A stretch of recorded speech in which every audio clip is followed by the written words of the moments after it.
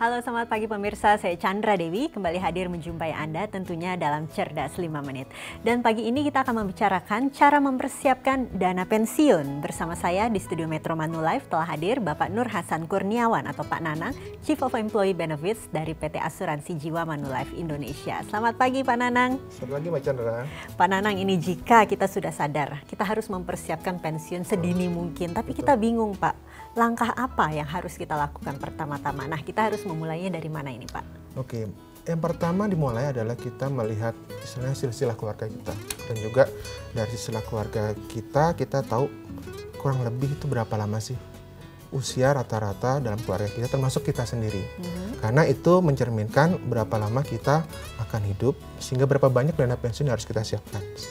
Jadi perkiraan usia kita begitu ya Pak ya? Betul, betul. Nah, kita setelah menentukan ini berapa lama kira-kira usia kita, apalagi yang harus kita perhatikan jika kita akan menyiapkan pensiun? Kemudian kalau kita sudah istilahnya sudah sadar ya berapa lama kita akan hidup, kemudian kita melakukan cara pendanaannya bagaimana. Ada dua cara yang bisa kita lakukan. Berdasarkan pertama adalah ekspektasi dari pendapatan. Jadi kalau ekspektasi pendapatan, kita berharap pada saat kita masuk masa pensiun, kita punya dana pensiun yang kurang lebih mencakup 70-80% dari pendapatan kita terakhir. Nah, kemudian yang keduanya adalah ekspektasi pengeluaran.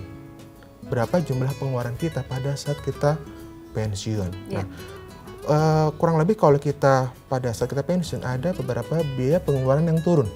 Contohnya apa? Katakanlah makanan, pakaian. Tentunya pada saat kita pensiun kita nggak perlu nih necis dengan dasi. Tentunya pensiun kita mungkin ya kurang lebih cukup pakai kaos dengan sarung katakanlah seperti itu ya.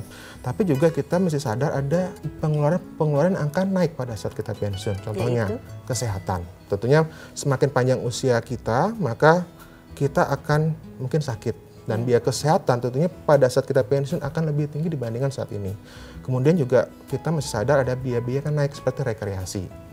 Hobi kita yang kita lakukan pada saat pensiun. Nah, itu yang harus kita sadar, kita perhitungkan untuk menghitung berapa pengeluaran pada saat kita pensiun. Jadi diharapkan pasti waktu pensiun kita masih dapat hidup dengan gaya hidup pada saat masa produktif, begitu ya Pak Nanang ya? Betul. Nah, jika kita sudah tahu berapa lama, berapa dana kiranya yang mesti kita persiapkan, sudah kita perhitungkan nih ya Pak Nanang ya. Nah, lalu kemana kita harus pergi setelah itu?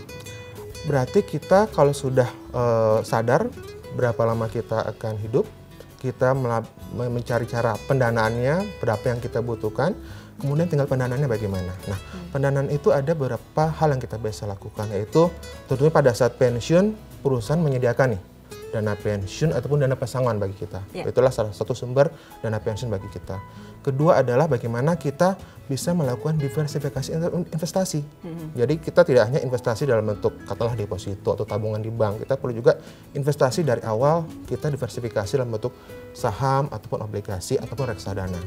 Kemudian kita juga membentuk harta produktif. Katakanlah seperti rumah, katakanlah seperti apartemen.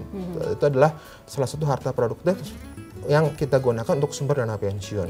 Kemudian juga banyak orang-orang yang sudah pensiun bekerja kembali pada saat pensiun. Itu adalah bagian dari sumber dana pensiunnya dia.